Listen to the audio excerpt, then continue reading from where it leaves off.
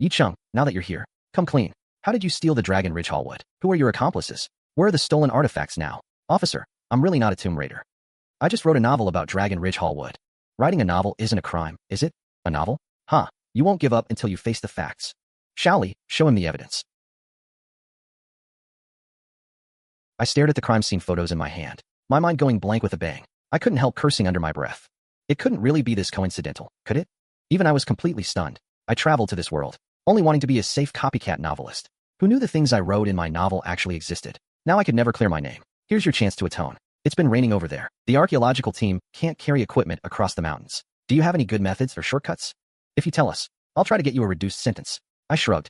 I'm innocent, so how can I atone? The Dragon Kingdom here, though claiming 5,000 years of historical culture, has no unearthed artifacts from pre-Qin history. The West refuses to acknowledge it, dismissing it as myth. The archaeological community has long been indignant, though not wanting to argue with other countries. We can't let them laugh at us if we can prove it through archaeology and promote the profound heritage of our Chinese civilization. It's something every Chinese person should do, and I, Yi Cheng, am no exception. Good. Wait a moment. I'll go ask the higher-ups. One day earlier, the archaeological team had been stationed here for 3 days. It had been raining nonstop for days. The mountain dirt roads were slippery and muddy. The team couldn't make it into the mountains. Inside the temporary tent, I worried that if we delayed any longer, the higher-ups would cancel the project. Then we would miss another perfect opportunity to study ancient culture. As he spoke, he suddenly noticed a girl sitting below, not only not listening to the meeting, but also looking down and scrolling on her phone. Professor Chen's face darkened instantly. He felt a bit angry. Duoduo, are you listening to me? Everyone is thinking of ways to get into the mountains, and you're still looking at your phone. Can your phone give you a solution? Someone might be able to help.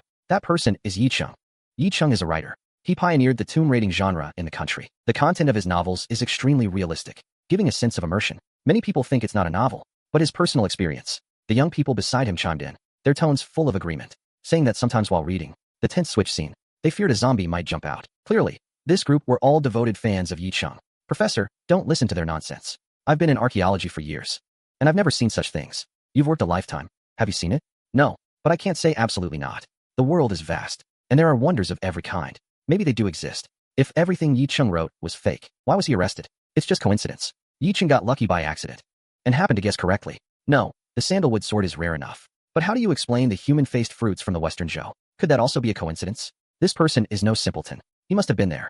He's absolutely a tomb raider. No mistake, Yi Cheng really is a tomb raider. Professor Chen continued. He contacted the site yesterday. The Tang tomb was intact, no burial items missing, and the only precious cultural relic, Wenxiang Jade, wasn't taken. That proves Yi Cheng is at least not a bad person, far more conscientious than those tomb raiders who destroy artifacts. Hey Duoduo. Duoduo heard that, and immediately got excited. After the video connected, I saw Professor Chen and greeted him warmly. I had long heard of this archaeology expert. Professor Chen got straight to the point. Mr. Yi, you must know our purpose. We're very anxious right now. I don't care who you are. As long as you can help us get into the mountains quickly, I will do my best to plead for you, so the police go easy on you. I held back the urge to curse. Professor Chen, you have a drone, right? Send the drone up. Scan the area. I want to see the terrain. Okay, Wang Yin, go arrange it. Professor Chen nodded repeatedly, immediately telling Wang Yin to follow my instructions. But Wang Yin was very reluctant. Wang Yin, hurry up. Teacher, you rest, I'll go. The drone lifted off and sent footage to my phone. I knew in my heart, if this place was really what I wrote in my novel, the burial mountain would have a water passage, straight to the other side. In the picture, the mountains were green and the water clear, tall cliffs and the river complementing each other, like a paradise. My eyes, fixed on the real-time screen from the drone, while quickly mobilizing the core knowledge of the 16-character yin-yang feng shui art, carefully observing the surrounding mountain and water feng shui pattern. I muttered the mantra for locating dragon veins and dividing gold. What are you mumbling? Any new findings? Hearing that, I turned to Qin Bing beside me with a relaxed face, and gave a faint smile. Nothing, just some feng shui knowledge I remembered from ancient texts. I only said the feng shui pattern here is indeed excellent.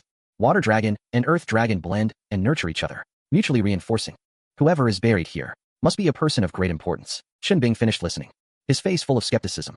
He raised an eyebrow and tilted his head, asking me if it was really true. Just a few glances and you see the feng shui trick? You're not just making it up on the spot, are you? Since ancient times, whether emperors, generals, or commoners choosing a burial site, the core basis has always been the 5 elements and feng shui. If you learn this theory, finding ancient tombs is not difficult.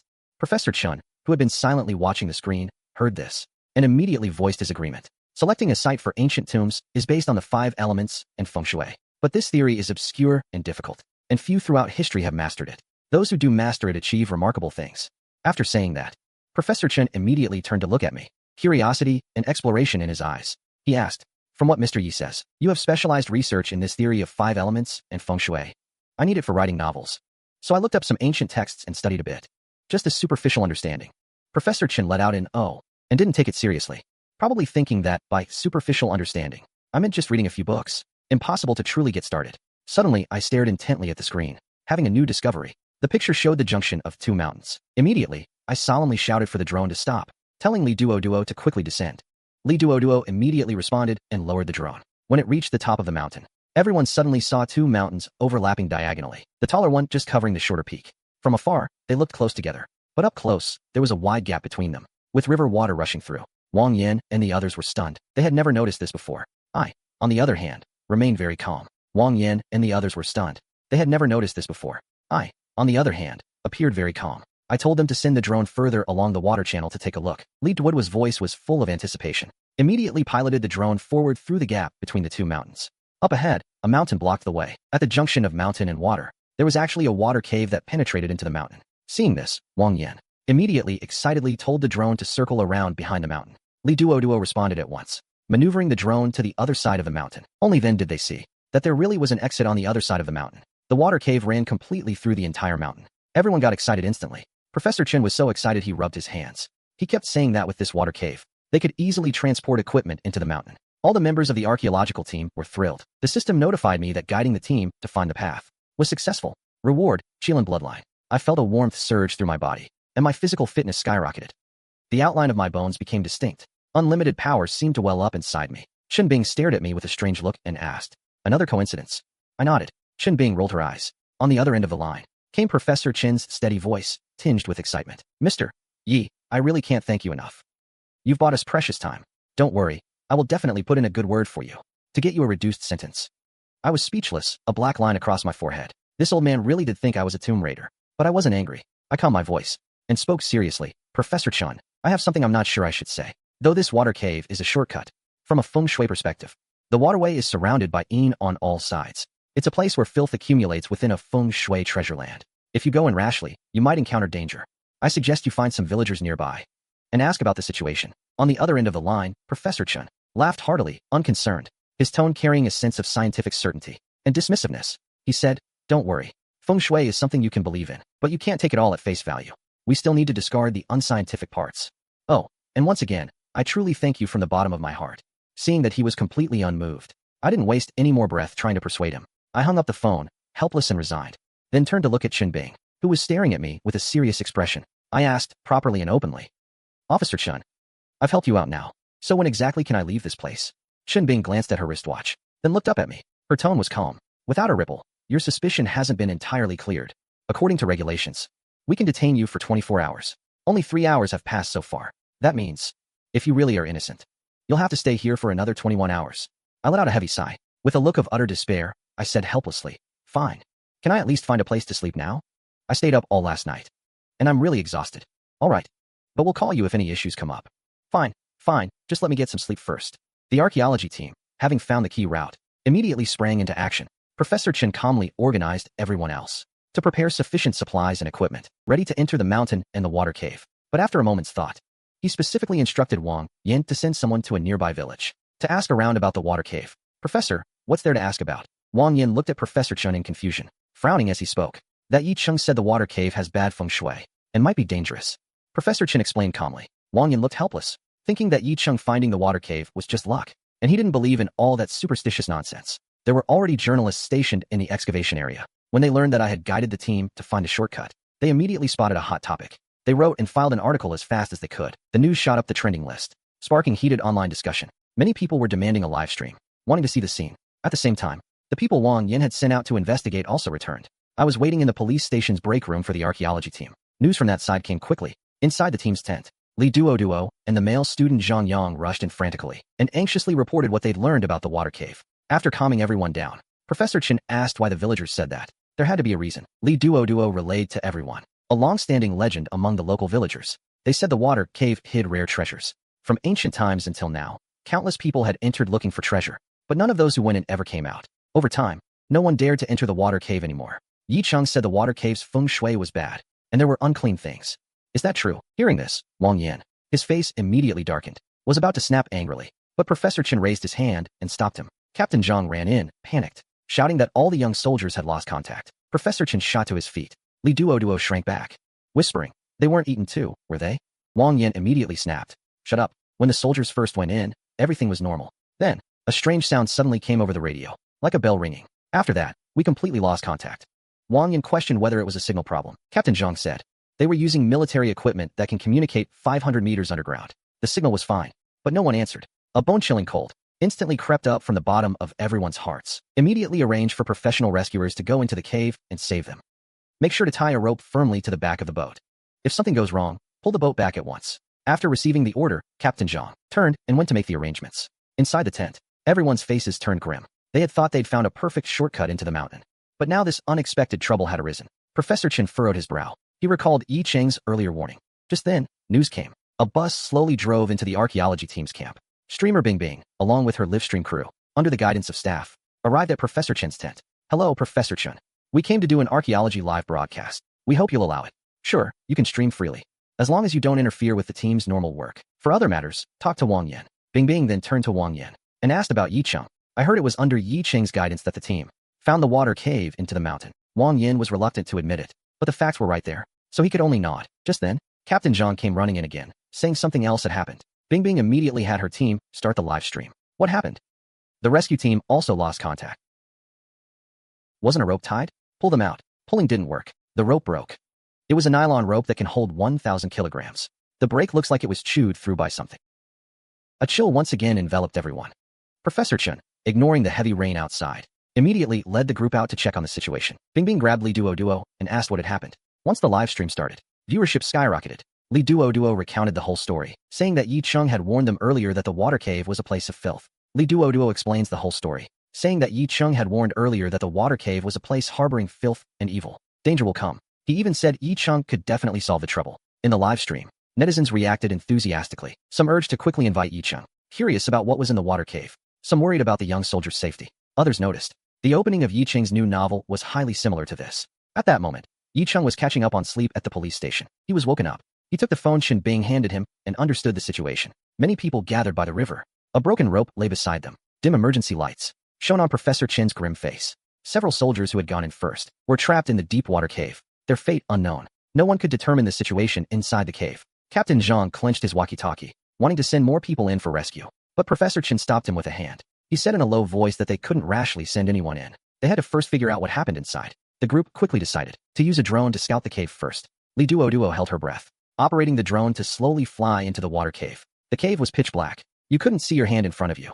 After the drone flew smoothly over the water for 200 or 300 meters, 2 inflatable boats suddenly appeared in the camera. The several soldiers were all lying still in the boats, not moving. The soldiers on the boats were motionless, as if they had fallen asleep. Vaguely, you could see something slowly crawling on them. In the pitch-black screen, it was impossible to see the exact outlines. Duoduo maneuvered the drone to descend slowly. Suddenly a harsh sound came. A white shadow flashed by. The drone was hit and fell into the water. The screen instantly went completely black. The moment the screen went black, everyone on site was stunned. That was a ghostly shadow. No way. Those soldiers were all his men. They couldn't have been scared unconscious. There were things crawling on them. They couldn't delay any longer. He wanted to go in himself, but Professor Chen stopped him with a hand, as the two were at a standoff. Maybe we should ask Yi Cheng. After all, he specifically mentioned before that everyone should be careful of the water cave. Wang Yin immediately objected, saying Yi Cheng was just a novelist. Finding the water cave was pure coincidence. Professionals asking for help from a novelist. Too ridiculous. Unexpectedly, Professor Chen was silent for a moment, then slowly nodded. Let's give it a try. Maybe Yi Cheng really has some good method. You never know. He remembered that Yi Cheng had specifically warned him before about the danger of the water cave. At the time, he thought Yi Cheng was being mysterious. Now it seems, it wasn't showing off at all, but a sincere warning. Wang Yin couldn't sway the determined Professor Chen. So he had to call Yi Cheng. The moment you've been waiting for is coming. I had just fallen asleep on the other end, dreaming of marrying a rich beauty. Lights off. Before anything happened, I was forcibly woken up with a heavy dose of morning crankiness. I stared hard at Qin Bing in front of me. Are you done or not? How long had I even slept? You can't treat people like this. Qin Bing looked a bit embarrassed, but the situation was urgent. Something happened at the archaeology team. We urgently need your help now. Hearing the words, something happened, I instantly lost all sleepiness. Did you go into the water cave? Why won't those bookworms listen to advice? Qin Bing nodded and explained the whole story, looking at me suspiciously, his eyes full of doubt. Do you know what's in the water cave? Did you know they would get into trouble? Officer, don't lead me on. I rolled my eyes and said, Officer, don't lead me on. How would I know what's in the water cave? I've never been there. That water cave is a place of extreme ease. It might even be a corpse accumulation site. Just then, the system issued a rescue mission, rewarding the biochemical control technique. I was delighted, quickly nodded, and said okay. Of course, no problem. Saving a life is better than building a 7-story pagoda. Hurry up and connect. Saving lives is the priority. Shin Bing stood there stunned, full of confusion. The person who was so reluctant just now. Why did he suddenly become so eager? The connection went through smoothly. On the screen, Professor Chun had a bitter smile, his expression full of embarrassment. After all, I had specifically warned him before, but he hadn't taken it seriously at all. That led to 6 soldiers being trapped in danger. I didn't waste any time. I said bluntly, Professor Chun, let's skip the small talk. Quickly tell me the specifics of the situation on site. Don't leave out any detail. Also, you did use a drone to scout inside, right? Send me the scouting video immediately. Professor Chen quickly cooperated, asking Captain Zhang to recount the incident, and asking Li Duoduo to send the video. I sat in front of the screen, listening to Captain Zhang's account, while reviewing the drone video just received. Xiaoyi, how is it? Anyway, the situation is a bit complicated. I watched the video. This water cave probably wasn't formed naturally. It should be a passage. How could a passage be this big? Everyone on site was shocked. Exclamations burst out. An ordinary grave robber naturally couldn't do it. But whoever dug this was probably an official tomb raider. Except for the high-ranking officials, all other participants would be silenced afterwards.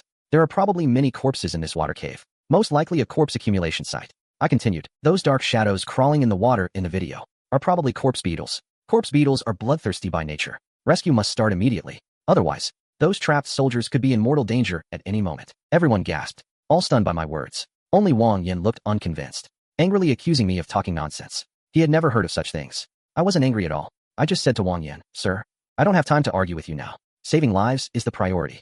But Mr. Yi, after we go in, will we faint like them for no reason? I explained the bell sound was why they fainted. Told them to make sure to wear earplugs before entering the cave. Prepare plenty of weapons and ammo. Not absolutely certain, but time really is running out. If we go too late, there might only be skeletons left in the cave. I shrugged, responded frankly. Everyone was skeptical of my words, wondering if I was making it all up. Especially Wang Yan, who had years of archaeology experience, and had never heard of these things. But Captain Zhang couldn't afford to care about that. He immediately called for people to bring earplugs and weapons, jumped into an inflatable boat, and sped toward the water cave. Several inflatable boats cut through the water, charging forward without hesitation. Knowing there were unknown deadly dangers ahead, the soldiers on the boats all had resolute expressions. Not a single one showed any sign of retreat. I couldn't help but sigh with emotion. No matter the time, the people's soldiers always give you a full sense of security. The audience in the live stream were also giving the soldiers thumbs up. On the screen, everyone stared intently at Pai Bangting in the frame, their hearts full of tension, waiting for news from the front. I was no exception. These men are sons of the people. I naturally didn't want any of them to get hurt. Mr. Yi, while we have this time, could you tell everyone about the corpse field and the corpse beetles? These two things. I think everyone here, like me, has never heard of them. I snapped back to explain. A corpse field is a place where bodies accumulate. A massive buildup of death chi can produce phenomena that science cannot easily explain. That's feudal superstition. I didn't take offense. I only said that the wisdom of our ancestors cannot be dismissed. You flatter me. I'm just respecting the cultural legacy our ancestors left behind. If you actually studied it, you'd find there are many things in it that can captivate you. I said sincerely. I've always felt that ancient culture isn't dregs, but rather the distilled experience of countless generations.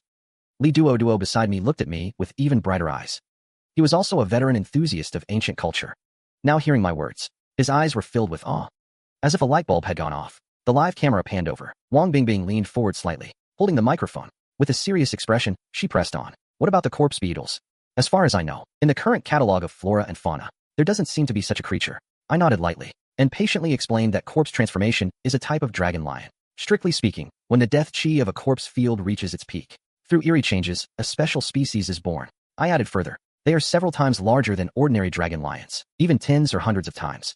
Fierce by nature, extremely aggressive. They usually feed on underground carrion, but they have a strong preference for fresh blood and flesh. Wang Bingbing held the microphone and asked tactfully, Mr. Yi, how did you learn about the dragon fungus? Is it really, as the rumors say, that you've been down into tombs? I showed a helpless, bitter smile and waved at the camera, saying, You've got it all wrong. I'm no tomb raider. All this stuff I learned from various folklore and unofficial histories. If you read more books, travel more, listen to people from all walks of life, telling their trade stories, you'll find the world suddenly becomes a lot more mysterious. Read 10,000 books. Travel 10,000 miles. The ancients did not deceive me. In the live stream, some people thought my words were precise and reasonable, but others started to heckle and argue. Someone claiming to be a biologist said, There's no such thing as corpse transformation. Dragon corpses don't hurt people, and due to genetic limits, they can't grow that big. In the live stream, there were always plenty of haters and pedants. I couldn't do much about it. Anyway, I was just giving a friendly warning. As long as it could save lives, that was enough. At that moment, several rescue rubber boats were speeding toward the water cave. Everyone on board looked grim. They all carried cameras. The footage transmitted back to the live stream in real time. The protagonist guided the archaeological team via video from the interrogation room.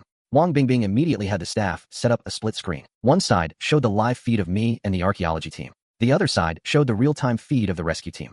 The atmosphere in the live stream instantly became tense. Comments were flooding in. God bless our soldiers. The rubber boats entered the water cave. Powerful beams of light illuminated the surroundings. Captain Zhang raised his hand to signal orders. Everyone wore earplugs, so they could only communicate with hand signals. The interior of the water cave was low-ceilinged. In the shallower parts, everyone had to bend over to pass through. The tunnel walls were smooth and damp, covered with a layer of slippery moss. I said earlier this is the entrance. What does he think? The walls are smooth, ancient roundness and squared strength. That's the typical excavation style of an entrance.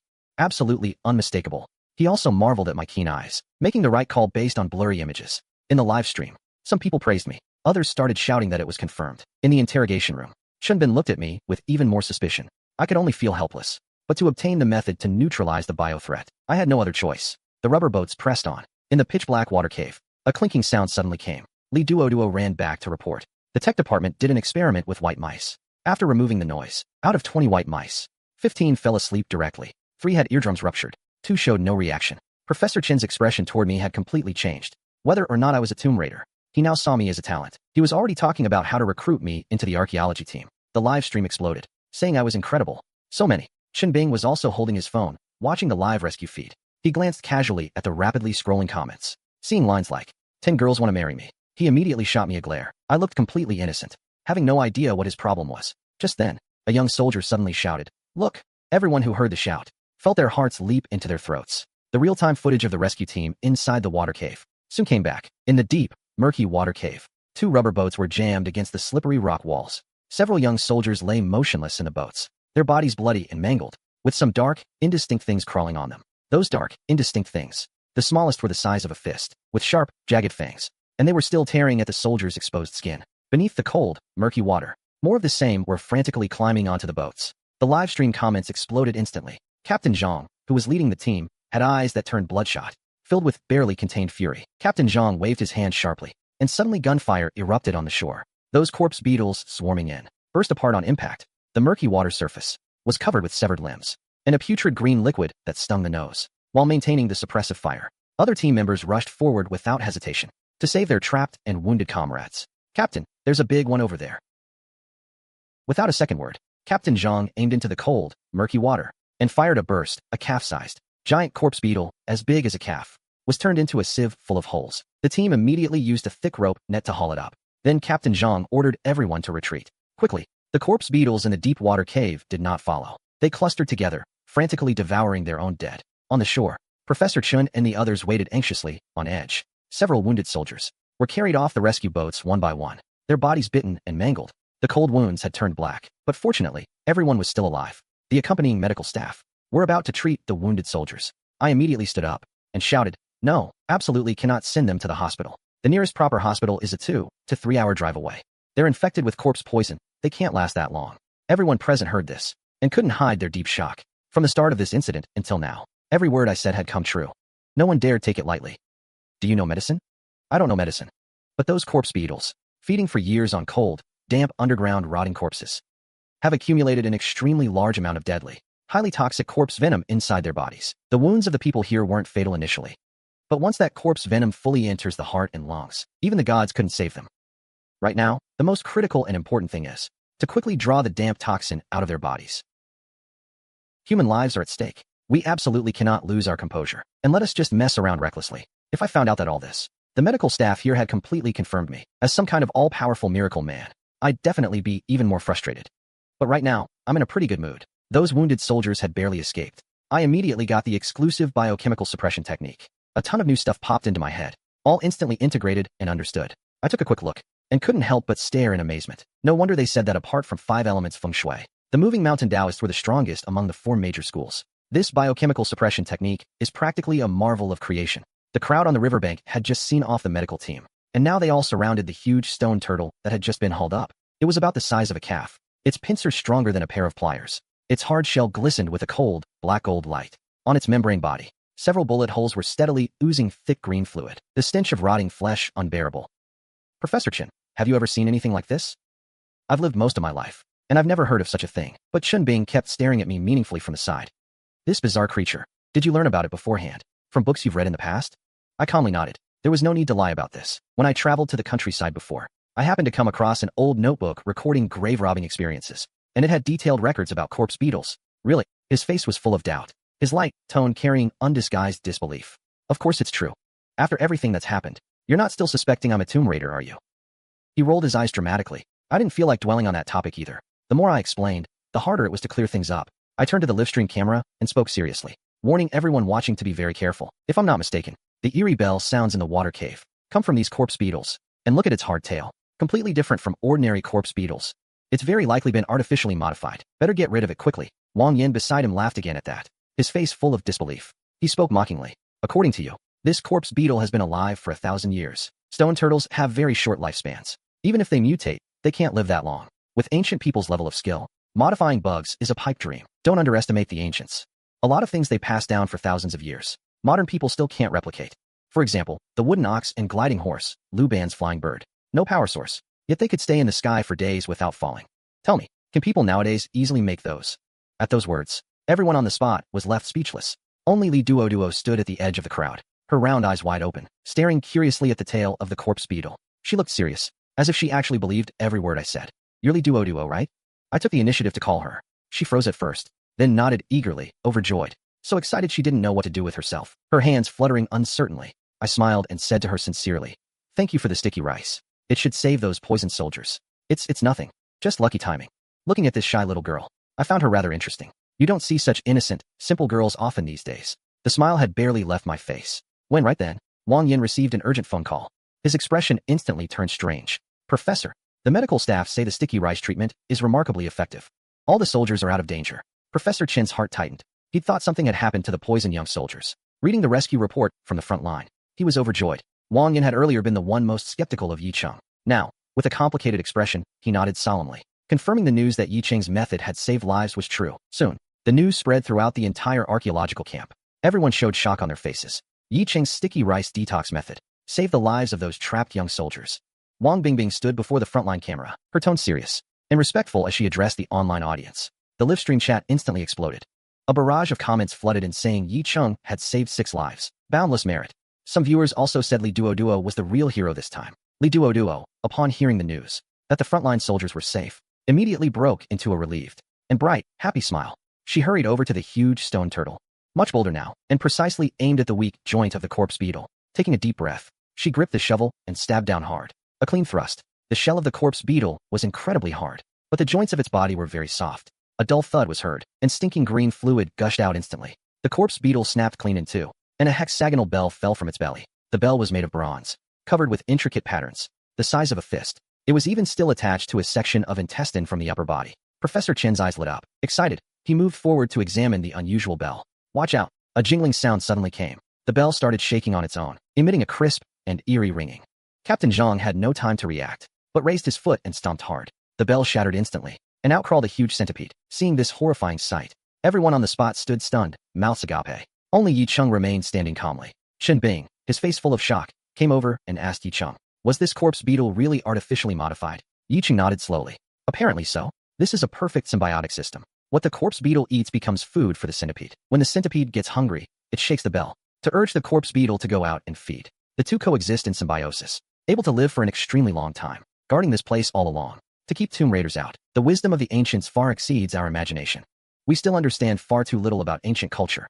This artifact can only be restored now." The artificially modified corpse beetle caused a huge stir online. Many biology labs called one after another, asking for samples. Those matters were handled by dedicated staff. Professor Chen checked the time and arranged for everyone to rest first. Enter the water cave and head into the mountains after lunch. Just bring earplugs, that'll do. Pig's blood can lure away the corpse beetles. Professor Chen didn't stop everyone from preparing. After seeing that artificially modified corpse beetle, he became even more interested in the ancient tomb in the mountain. "We really owe you for this. Professor Chen, you're too kind. Also, remind everyone that we've only seen the tip of the iceberg of the horror of the corpse beetle. If you insist on taking the water route, it's best to get some black dog blood to carry on you as a talisman." Shen Bing, full of curiosity, quietly sidled up to Yi Cheng and lowered his voice.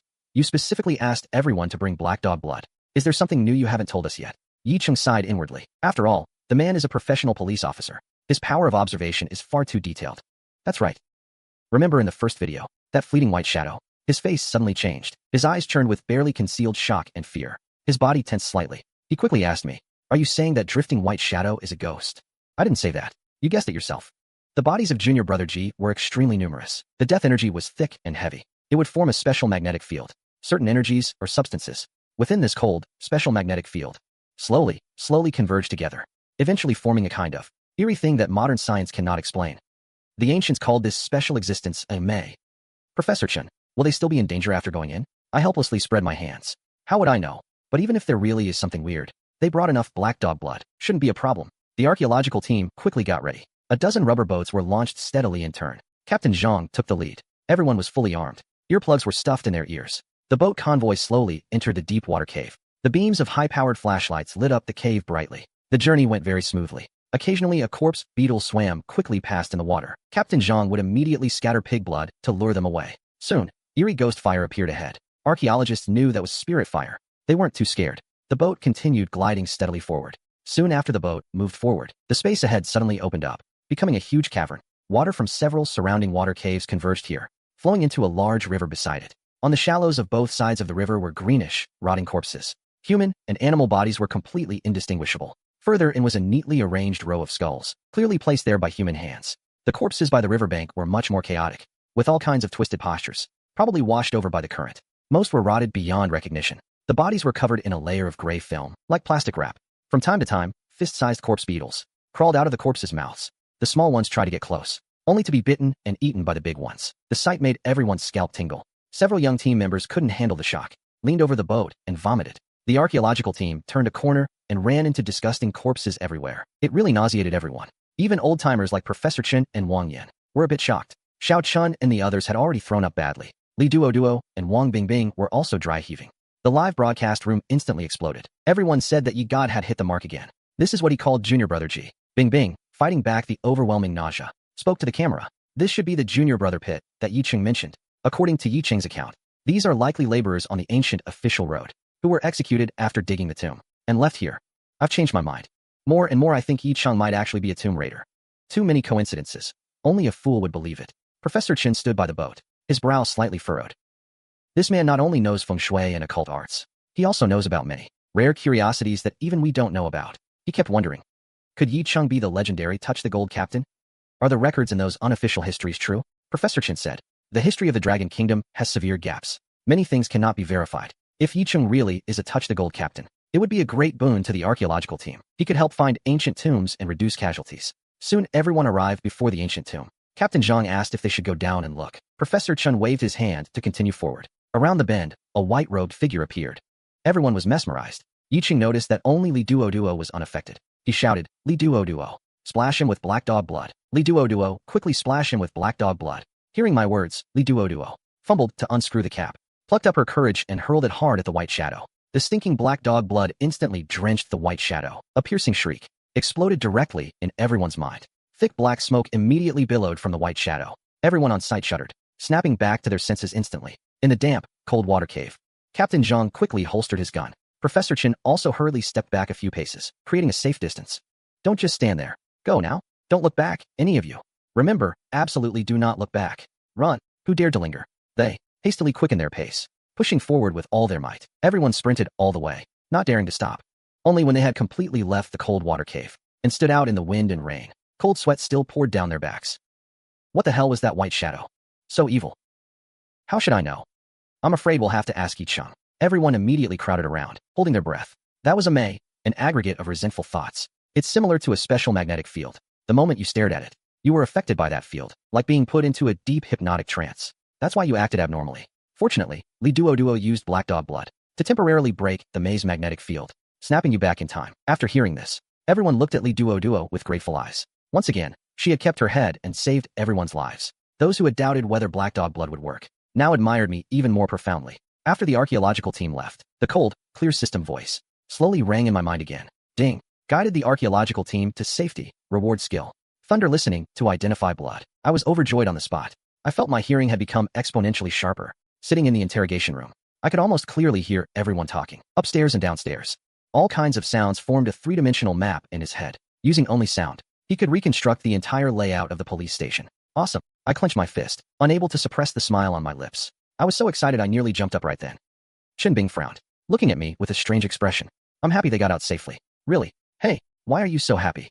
He looked at me suspiciously, obviously not believing me at all. He hesitated for a moment, then finally asked the question on his mind. Was that May a ghost? Didn't I already say? It's just a special kind of energy and magnetic field. The strength of the energy varies, and its effect on people differs greatly. Ghosts are probably similar to this thing. He nodded thoughtfully. On the other side, the archaeological team preferred to get drenched outside, rather than go back into that gloomy water cave. Everyone surrounded Duoduo, thanking her profusely, calling her their lucky goddess. I was terrified too. If you hadn't reminded me, I wouldn't have known what to do. Then they all turned and thanked me repeatedly. News quickly spread to the outside world. Every media outlet was following topics about me. I had been dominating the top of the trending list. Another piece of news shot straight to number 1. Glutinous rice draws out corpse poison, saving 6 lives. Black dog blood destroys evil. Woman helps archaeological team escape. Comments exceeded 1 million within half an hour. I heard you were a great help. After reporting to my superiors, I've agreed to release you. You just need to be available for summons at any time. I went home, took a shower, and then, staring at requests for new chapters. Writing is wrong. Not writing is also wrong. Really makes you torn. On the other side, the archaeology team crossed the river at Unity and got off the boat successfully. Professor Chen immediately coordinated the arrangements, and everyone set up camp in an orderly manner. At the same time, they launched a drone to observe the surrounding mountain terrain, comparing the ancient map to find the marked target location. They worked until the afternoon, and the preparations were almost finished. But then they suddenly received bad news. Inside a makeshift sealed tent in the mountains, the archaeology team sat huddled together, each face wearing a complex and solemn expression. This ancient map, perhaps because it's so old, the terrain has been eroded by rivers for years and changed drastically. They simply can't find a target marked on the map. Wang Yin shrugged helplessly and said, now we can only think of other ways to locate the ancient tomb. That will definitely waste a lot of precious exploration time. Furthermore, heavy machinery simply can't get into this rugged, deep mountain. The previously high spirits in the tent instantly dropped to freezing point. Everyone wilted. The initial excitement vanished completely. Night fell quietly. In the evening, I slumped onto the bed, exhausted, scrolling through my phone. The archaeology team had managed to get into the deep mountains, but the landscape had changed dramatically over time. The ancient map couldn't match the current terrain, so the operation was forced to stop. Wang Bingbing said, see you tomorrow, and ended the live stream. The viewers were still spamming the barrage. The content was, just go find Yishan. Anyway, Yishan has been there a long time ago. On the Weibo platform, a new post with skyrocketing popularity appeared. The title was, 10,000 signatures beseech Yi Chang to come out of retirement. Assist the archaeology team. The post instantly ignited discussion across the whole internet and shot straight to number 1 on the trending list. The comment section was one-sided, all uniformly asking Yishan to come out. There were hundreds of thousands of overwhelming comments. I stared at the trending content full of, please Yishan come out, and my heart suddenly tightened. I sat up from the bed in pain, cursing under my breath. Damn, these people really love a spectacle, and don't mind if it gets bigger. They're basically trying to get me thrown in. I'm just a novelist. Having me go down into a tomb, that's like lighting a lantern in a latrine. Pure suicide. Sure, I got the system reward, but that reward is far from enough to support a tomb descent. If I recklessly lead the archaeology team down, not only would I screw myself over, I might also harm them. To be safe, I had no intention of going down at all. I created a dummy account and commented, stop messing around. Yi Chang is just a novelist. Letting him lead the archaeology team into a tomb would be harmful to everyone. But as soon as I posted my comment, I was immediately bombarded by overwhelming responses from netizens. Ripped to shreds. They said I was a black fan, that I hadn't read Yishan's books, so I should shut up if I didn't know. I looked at the comments, my expression a bit strange. When did I become so awesome? I didn't even know. Still, I couldn't help feeling secretly pleased. Professor Chun was stationed at the Qingshan archaeology team camp. Outside the camp, a light rain was still falling, showing no sign of stopping. Limited budget. I can give you 2 more days. The ancient tomb here can fill a gap in history. The archaeology team's budget was limited, so Professor Chun was given only 2 days. The next morning, I was still half asleep, woken up by a shrill phone ring. Who is it so early in the morning? Can't you let me sleep? Duoduo? What's wrong? On the other end, Li Duoduo's soft, cautious voice came through. My morning grumpiness instantly faded. Hearing that she needed a favor, I told her to go ahead and say it. I'll do my best to help if I can. Li Duoduo clutched the hem of her clothes and briefly explained the whole situation. Only 2 days left. If we can't find the tomb, we'll have to go back, and tomb raiders might even take advantage. I could truly sense that she genuinely wanted to protect the tomb from damage. All right, I'll help with this. We don't need 2 days. Just do as I say. Half a day is enough. Half a day? Really? Her eyes suddenly widened, excited, thinking she misheard. Don't worry, I mean what I say. Now, prepare everything as I tell you.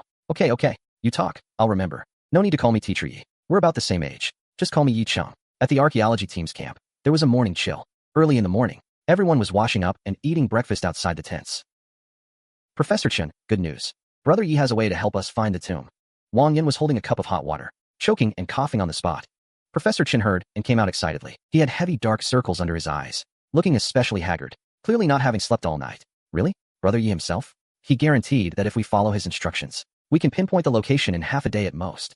Everyone, drop what you're doing. Come gather here. Professor Chen nodded repeatedly, calling everyone to drop what they were doing and come gather. Bing Bing immediately urged the staff to start the live stream. Even though it was only 7 a.m. in the stream, many viewers were already waiting in front of their screens. Good news, everyone. Yi Xin is going to act. He'll guide the archaeology team to find the tomb online. No longer than half a day. The viewers instantly exploded. Inside the tent, Professor Chen pulled Li Duoduo aside and asked me what method I had. Very simple. At 4 points 1 kilometer apart in the cardinal directions and 1 center point. Bury explosives and detonate them. Record the sound with professional equipment. Then send it to him together with the topographic map. He calls it identifying position by sound.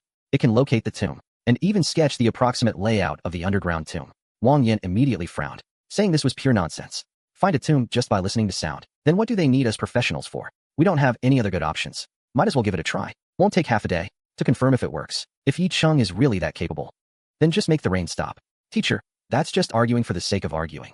Professor Chen waved his hand, telling everyone to stop arguing. Professor Chen asked, if not this method, does anyone have a good way to find the tomb? Everyone immediately fell silent. Might as well try this method. It's easy to implement.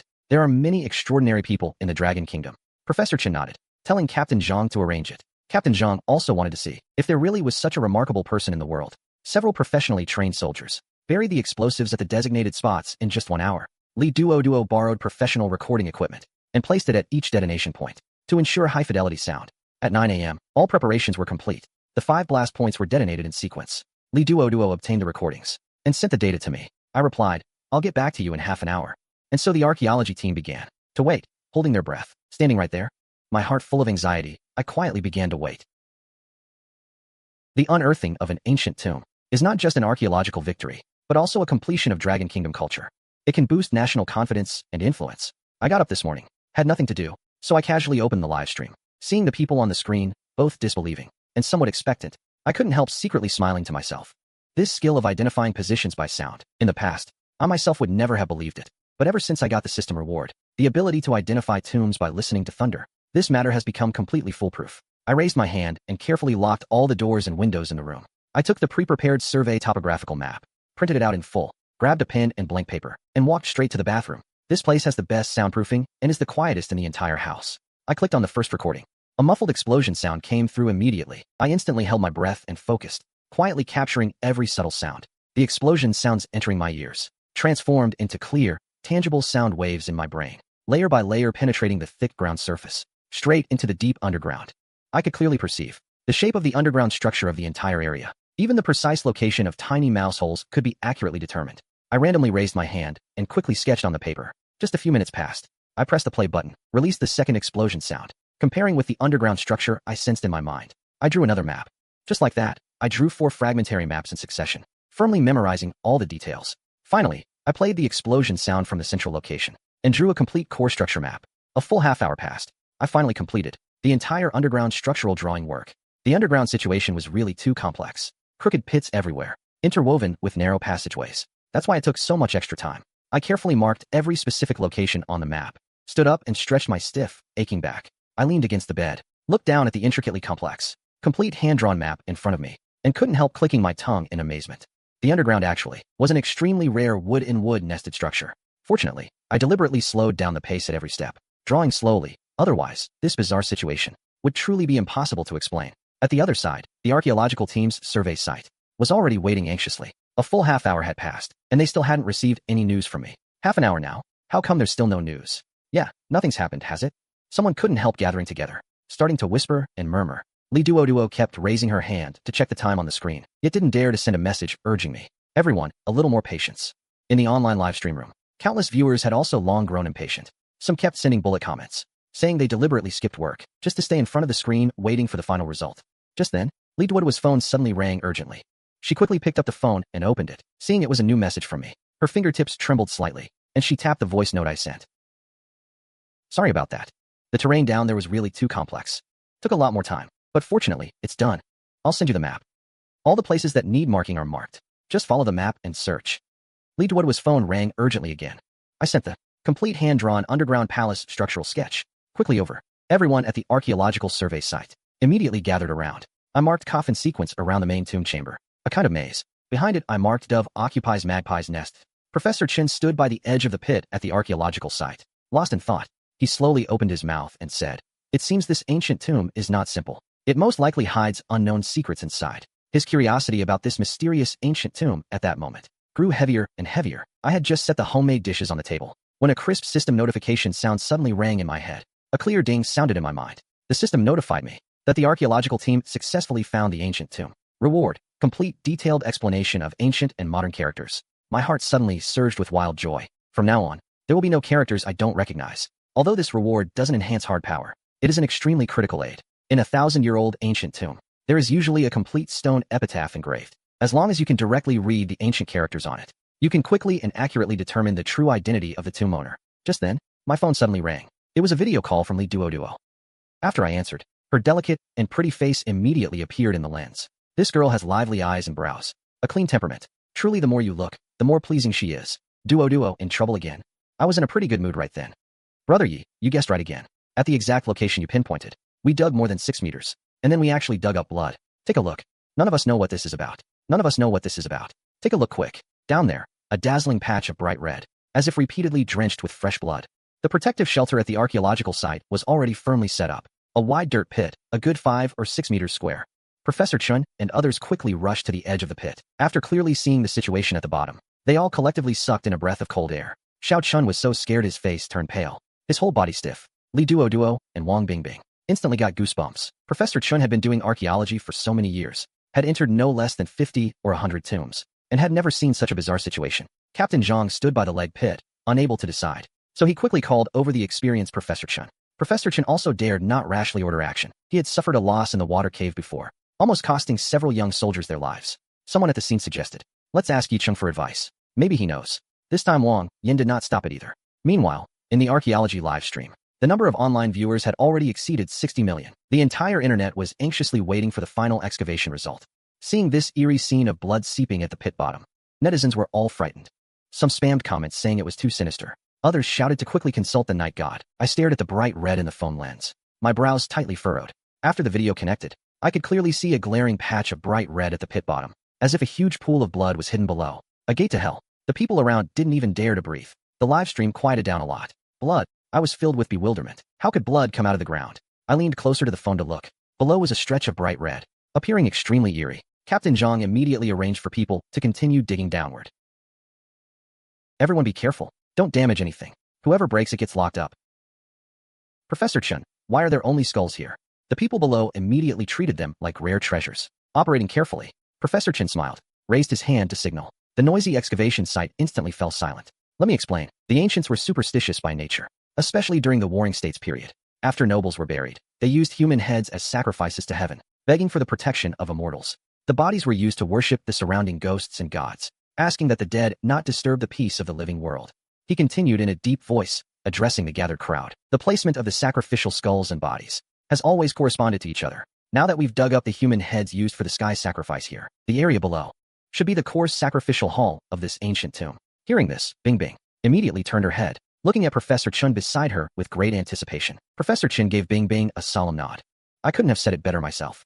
From the Western Zhou to the Qin dynasty, every dynasty had the tradition of sacrificing living people to heaven and ghosts. So Teacher Ye's ability to locate by sound really found the exact location of the underground tomb. Hearing this, Professor Chen nodded firmly at the livestream camera. No doubt about it. Xiao Ye's skill, whether others accept it or not. This old man is truly convinced from the bottom of his heart. The entire internet instantly erupted. Initially, no one believed I could locate by sound, but as the tomb's outline gradually emerged, everyone had no choice but to believe. Just then, from the excavation pit below, a staff member's excited shout suddenly rang out. We found it. We found it. This should be the top of the tomb. Quickly clear the edges. Find the tomb wall. Before long, a new pit was cleared in the adjacent area. Ahead, a complete brick tomb wall was revealed.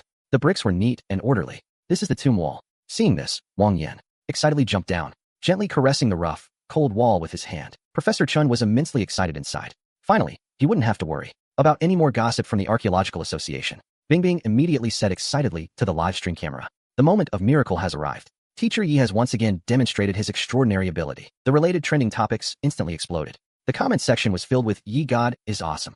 The staff prepared to break through the wall. I stared at the screen and said to Li Duoduo, "Don't let them break through the wall yet. Bring the camera closer to the wall." Li Duoduo immediately asked in surprise, looking at the camera, "Brother Yi? Did you find something? Does this wall seem problematic? Go down first. I need to examine the surface carefully." Li Duoduo quickly walked down, firmly pointing the camera at the entire wooden wall in front. I told him to feel the brick joints carefully with his hand. "Isn't it very smooth?" He immediately reached out and carefully felt the brick joints. Looking at the camera, he said in surprise, "Brother Yi, you're right. The brick joints are very smooth, like there's a layer of wax. Then there's no mistake. This wall cannot be opened. We need to find a way to remove the end stone intact from inside. Wouldn't breaking it open directly be easier?" After confirming the condition of the wax seal layer and handling the immediate danger, Captain Zhang quickly stepped forward. "What's the next step?" "Dig another deep pit nearby. Find a metal needle tip and connect it to a plastic hose. Heat the needle tip and insert it into the wax seal layer. Just put the acid solution into the pit." Captain Zhang found the tools and followed the instructions strictly. He drained the acid solution into the pre-dug pit. The liquid touched the soil, and instantly billowing black smoke erupted, accompanied by a sharp sizzling sound. The surrounding soil was quickly corroded, turning scorched and mottled. The faces of a few young soldiers turned pale. They silently raised their hands to wipe the cold sweat from their foreheads. Just then, a cold system prompt suddenly sounded in my mind. A crisping sound. The system issued a new mission directive. If the archaeology team opens the tomb wall, they will be rewarded with FHO points. Reward distributed. FHO points activated successfully. As the voice fell, I instantly felt my right index and middle fingers grow longer, looking somewhat mismatched compared to my other fingers. Yet these two fingers seemed to possess boundless strength. With a crisp crack, two round holes were directly poked through the hard solid wood table.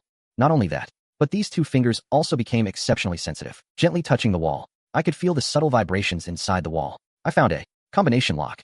Scrambling the order, I relied entirely on FHO perception. The movement of the lock pins was crystal clear. I opened the lock with ease. I couldn't help but click my tongue in admiration. With this skill, it would be a waste not to become a thief. I bet if the ancestors of the FHO sect knew this thought of mine, they'd lift their coffin lid and come knock some sense into me. I can't let that happen. After it was completely drained, Captain Zhang immediately ordered the wall to be fully breached. Finally, the long-sealed ancient tomb was revealed inside. Technicians quickly used an air detector to test various indicators. Tests showed all air indicators inside the tomb chamber were normal. Professor Chen couldn't wait any longer. He immediately called the team and led the way into the tomb. Follow in immediately and record. Bingbing was more excited than anyone. This was his first time entering a real ancient tomb. Instead of being afraid, he found it extremely novel. He immediately called the staff to follow in and record. In the live stream room, the viewers' eyes were wide open. Professor Chen entered first. The tip of his nose was filled with a musty, decaying smell. This smell was incredibly familiar to him. He had spent no less time in tombs than he had sleeping at home. The entire tomb chamber followed a round heaven and square earth layout. We entered from the north side. The stone slabs on the floor were carved with various ancient characters, arranged in a bagua pattern. Around the tomb stood 8 long extinguished lamps. In the center of the chamber stood a 4-legged square cauldron. The cauldron's body was carved with patterns of the sun, moon, and stars. Directly opposite sat a heavy stone coffin. Behind the stone coffin was a passage leading to a hidden chamber. Bingbing lowered his voice and introduced the interior of the tomb chamber live. The chat instantly exploded. Professor Chen told everyone to take photos quickly, saying these characters were precious cultural heritage. Bingbing asked if they could determine the tomb's period. Professor Chen said, "These should be characters from the Lu state during the Warring States period, but deciphering them will be extremely difficult." "Teacher Yi, have you studied ancient scripts?" Professor Chen thought this was even harder than locating by sound. Many people might only decipher a few characters in a lifetime of study. Yi Cheng, however, nodded. He said he had done some research. I told everyone. What's written below are the heavenly stems and earthly branches and sacrificial texts. The bronze cauldron should be for sacrifices. Inside should be the bodies corresponding to those skulls. I found a piece of the inscribed floor. I happened to recognize one of the 2 characters on it, so I thought I'd test you. Professor Chen and Wang Yan's eyes went wide, their faces full of disbelief. The live stream chat erupted in discussion. I accurately identified the character on the floor tile as a Shang Zhang. Beside it was Cheng Guang Xiaoyang. Both are one of the 10 stems. Wang Yan gasped on the spot. An internet user who had studied ancient scripts for decades also verified my statement. Now, no one doubted anymore. Li Duoduo's eyes were full of admiration. After he recognized the ancient characters, the entire archaeology team was stunned. At just over 20, I was proficient in everything. Xiao Chun and the others were a bit envious. Good, good, good. Li Duoduo's gaze towards me was even more worshipful. Wang Yan was truly convinced this time. Completely and utterly convinced. Everyone continued to inspect along the tomb passage. Wait, I told Li Duoduo to shine his phone light around. As my gaze swept across, I suddenly saw the stone coffin blocking the entrance of the tomb passage. The stone coffin was covered with dense, chaotic scribbles. The lines were twisted and messy, looking very eerie. Creepy. I called out, Duoduo, come closer and take a look at this coffin. Aren't coffins supposed to be in the main chamber? Why is it placed in the sacrificial hall and blocking the tomb passage? I stared intently at the patterns on the stone coffin. and my face instantly darkened. I said in a low voice, something's wrong. This coffin is a huge problem. A normal coffin is a resting place for the deceased. But this coffin is covered in corpse-sealing talismans, and it was deliberately placed here. I suspect it was meant to stop tomb raiders. The body inside must have already reanimated. The moment Duoduo heard reanimated, her face went pale. She changed instantly. Stammering, she said, reanimated? There's a zombie inside. I immediately shouted. Tell everyone to stop moving. Don't touch anything here. But it was too late. Xiao Chun had already jumped into the rooftop area. Xiao Chun yelled, saying the inside was full of wax-coated bodies. Exactly as I guessed. Just then, in the sealed, cold tomb chamber, a strange sound suddenly rang out. A croaking, like a toad. Dull and oppressive. The sound was coming from the stone coffin ahead. My face changed drastically. I yelled sharply, Duoduo, hurry back. Duoduo turned and ran at once. She told Professor Chen and Wang Yan what I had deduced. Don't touch anything else in this tomb chamber. The carvings on this coffin are corpse-sealing talismans. The thing inside has probably turned into a zombie. We believe anything else. But this is too absurd. A body dead for 1,000 years would be nothing but bones. How could it reanimate? They had been digging for so long. Not even a pockmarked corpse, let alone an unrotted skeleton. Professor Chen frowned, his white brows drawing together. He hesitated and asked, Brother Yi, could you be mistaken? This is a warring state's tomb, over 2,000 years old. How could it reanimate? Professor Chen, if you trust me, order everyone to pull out now. Stop the excavation for now. We can go back and once we're fully prepared. Professor Chen looked uneasy at this. They had spent so much effort to find this ancient tomb. To withdraw just because of such a reason. He really didn't want to. Xiao Chen spoke up, saying I was too deep into my novel. He's projecting himself into it. The others chimed in too. They didn't believe it at all. If it were a recent corpse coming back to life, maybe. But a corpse thousands of years old rising? That was just impossible to swallow. In the live stream, viewers were arguing nonstop. Most, like the excavation team, didn't believe in zombies. But some were utterly convinced. Duoduo was one of them. Full of worry, she urged Professor Chen. Professor, Wang Yan, please listen to him first. But the others really couldn't resign themselves to leaving. A warring state's tomb. It was too important for filling in Dragon Kingdom's history. Wang Yan chose his words more carefully. He said he and his mentor had opened dozens of ancient tombs and never seen a reanimation. It's a toad's croak. Ancient tombs have acid-proof layers. Toads can't get in. That's corpse language. Everyone turned serious. But Xiao Chen laughed, teasing me. Only Duoduo asked what to do. Yi Cheng said helplessly, I'm really not joking. Ah, Brother Yi, I saw right through you. Still putting on an act? Just then, the toad-like sound came again. Croak, croak, this time much more urgent. My face drained of blood. No good. The coffin lid banged twice, as if something was pounding from inside. Then the lid shook violently. Red liquid seeped out from the edges. Horrifying. Everyone went pale. Xiao Chun was so scared he nearly fell off the ladder. Holy shit, it really is coming back to life. The live stream exploded. The coffin lid couldn't hold it. I had just finished negotiating with the thing inside using corpse language. As long as it doesn't act up, it doesn't want to bother, either. I was just one step from wrapping up. Then the video call cut off. Battery dead. My heart dropped. Just one more minute. Give me one more minute, and I'd have it handled. Now that Big Shot thinks he's been ignored, is he going to go berserk? I quickly redialed. No one picked up, and I had no other way to contact anyone. All I could do was fret. In the tomb chamber, the coffin lid exploded with a deafening bang. It made everyone's scalp tingle. Captain Zhang and his men covered the retreat. The excavation team was pulling out. Professor Chen hesitated, then actually turned and ran back. Wang Yan grabbed him. I've been digging for years, and this is the first time I've seen something like this. If I don't go back for a look, I won't be able to rest easy. Professor Chen shook off Wang Yan and ran back. Wang Yan grit his teeth and followed. The live stream went wild. Negotiation half done. Phone dead. Goddess Duo, that's a bit unreliable this time. Inside the tomb, only Captain Zhang and a few soldiers were left. They witnessed what happened firsthand. A blast. Dust filled the air. A blood-red figure stood up from the stone coffin. The figure was at most 1.7 meters tall. No clothes. No hair. Drenched in blood.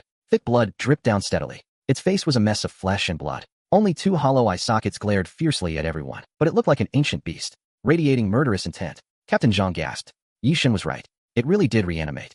And it's a blood zombie. Professor Chen and Wang Yan at the entrance saw it too. Professor Chen staggered, nearly falling. All his years of archaeology, and he had only scratched the surface. Captain, what do we do? Zombie or dumpling, I don't care. It can't take bullets. The young soldier's voice trembled. Fire. Wang Yan's submachine gun opened up. Bullets punched into the blood corpse's body. The blood corpse shuddered slightly, but didn't fall. The bullet holes healed quickly. The pus on its body flowed like Newtonian fluid. Captain, it's useless.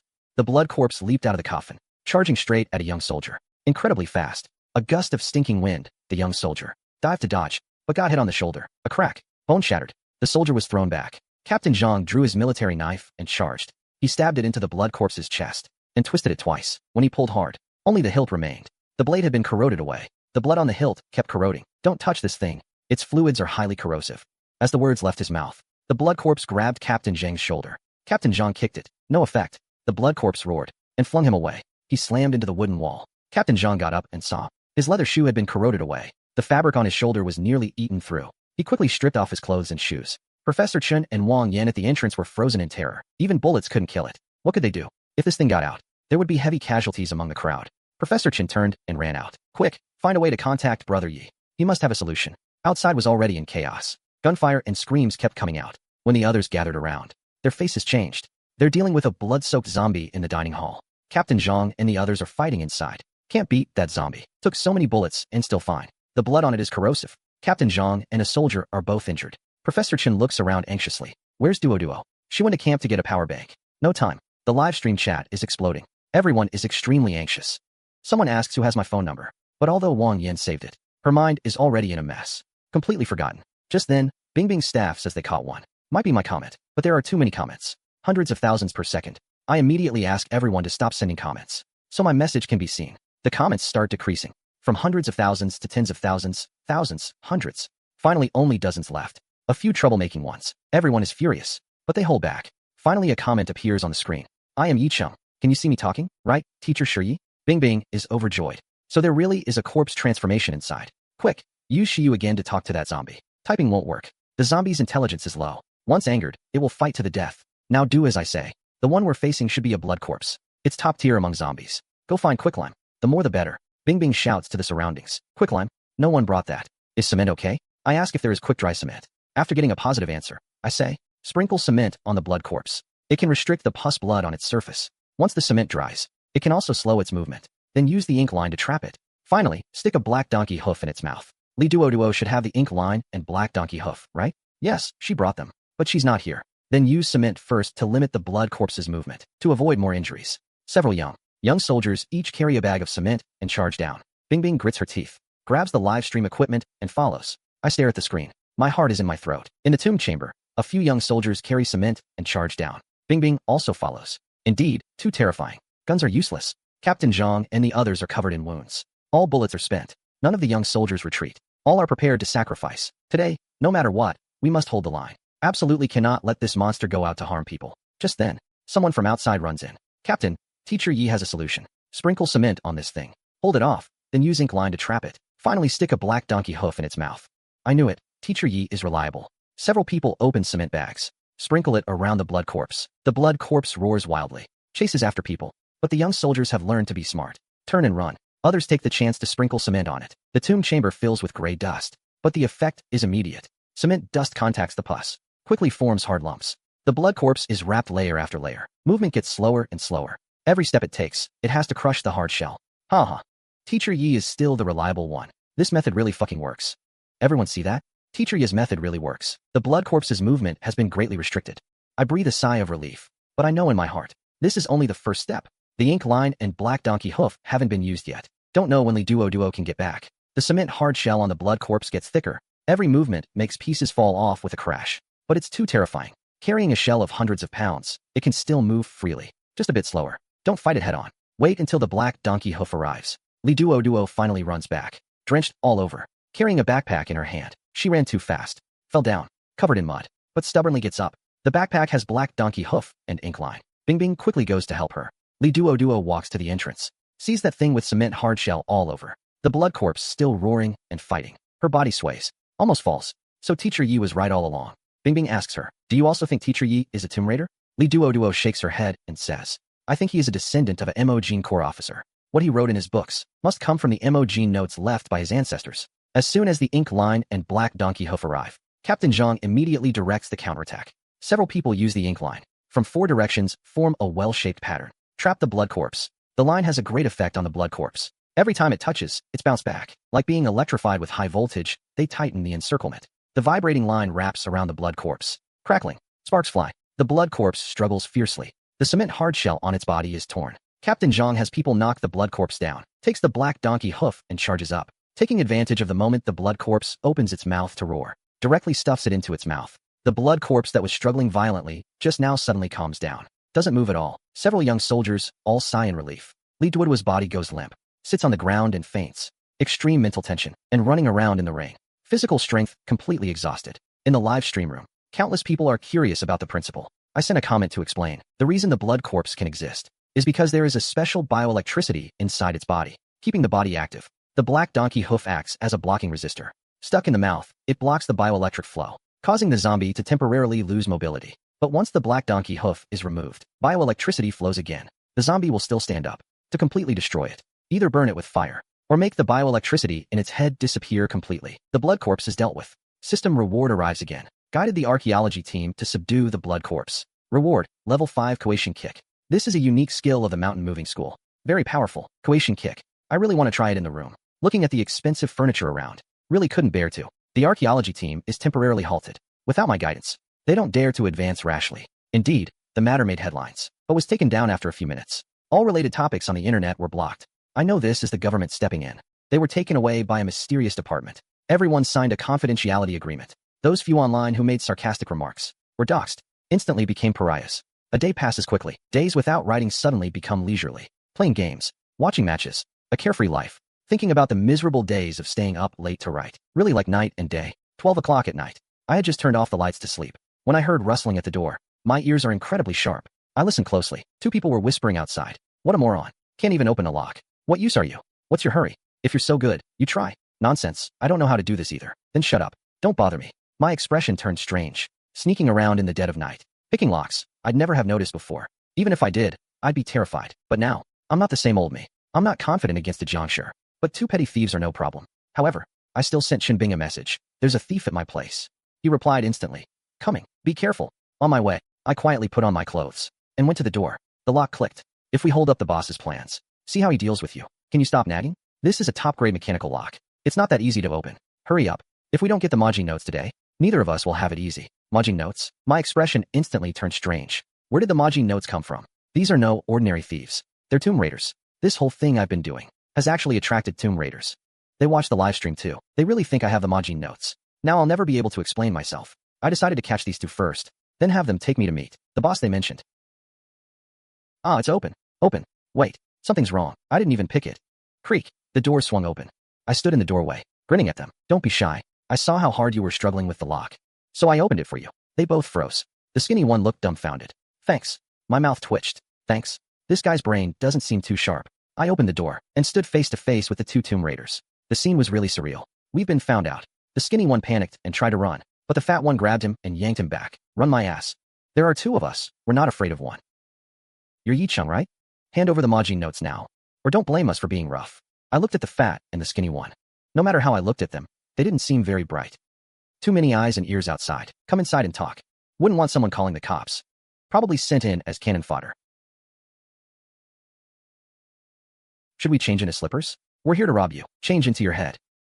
I really wanted to laugh. Where did these 2 clowns come from? Hand over the stuff now. I really don't have what you're looking for. Who told you I have some Majin notes? Don't play dumb. Our boss said. You're a Tomb Raider too. Hand it over now, and it'll be better for everyone. I'm just a novelist. Since your boss says I'm a Tomb Raider, why don't you call him over? I'll explain it to him. The skinny one thought it made sense, but the fat one slapped him again. If the boss comes, then the credit won't be ours. Right. Big bro fat, you're so smart. No kidding. My brain is packed with wisdom. I watched these 2 buffoons and couldn't be bothered to waste more words. Timing it. Qinbing should be here soon. I told you, there are no Majin notes. Believe it or not, you refuse a toast, only to drink a forfeit. Teach him a lesson. Go. They both lunged at me. Be big bro, don't hit us. Don't hit the face. I have a blind date tomorrow. I rolled my eyes. With the Qilin bloodline in me, even though I don't know Kung Fu, my physical ability is several times that of an ordinary person. Handling these 2 stupid crooks is more than enough. Stay on your knees. Anyone who moves. See if this big slap doesn't come for you. Won't move.